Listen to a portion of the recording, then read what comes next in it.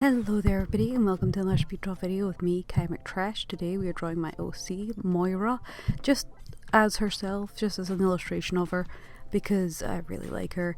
This is the first piece I've done since Art Fight and it took me like most of a month to get back to drawing, and because I've been moving house as well as a bit of burnout, not from Art Fight so much as emotional burnout from life because of the world we live in this very moment. And yeah, it took me a good little chunk of time to get this done because I had to keep taking breaks for my wrist.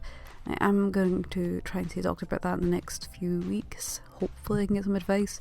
I did some exercises to see if it was showing any signs of carpal tunnel and none of them seemed to, so hopefully that's a good sign. That was kind of my, I would say, worst case scenario, but actually worst case scenario is like secretly had cancer that's metasized to the bone and now spread throughout the blood system, so not actually worst case scenario. But if I wasn't a ball of anxiety, it would have been the worst case I would be able to come up with.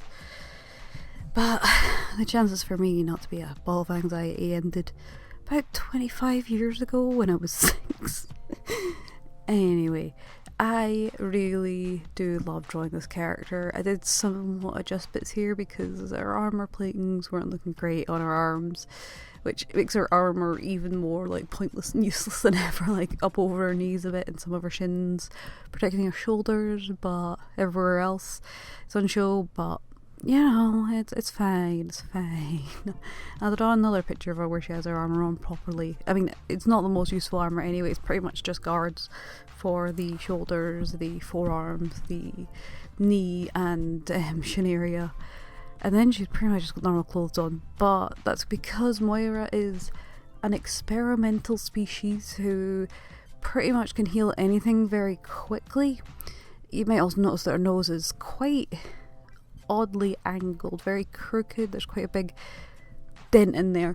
That is part of her healing thing. Essentially, her nose got broken and the body healed it before she could get it reset, like within minutes of it happening, and she didn't really fancy having it broken again to get set properly, and it only causes minor breathing issues. So Moira's just living with that scar for now, but she probably will forever. It's a design feature that I kind of like to include in characters as an unusual nose because I got big old snarls myself, and also I just think noses are very interesting and there are multiple varieties of shapes and contours and how different conditions can affect it, yada yada. It's like teeth and mouth things, as you can see from this. I just think they're neat, I just think they're cool, they're very interesting to me. I don't really like the idea of broken bones or noses, so her nose story does make me a little bit queasy, but at the same time, like I say, she's an experimental species, so there's kind of a bit of playing God in a extremely disgusting way, in my opinion. I said that as if like someone else did this. Like, no, this is a story I wrote for one of my characters doing this, so I made it. I'm talking about how gross it is, but that's kind of the point of the story. In Bad Guys, you use your morals, things that you do and don't approve of, to paint just how immoral the bad guys are. And when I say the bad guys, it's not even like really as black and white as that. The truly deep down bad guys, which I think there's few and far between in the real world, and so most of them in my story are going to be just people doing things to survive.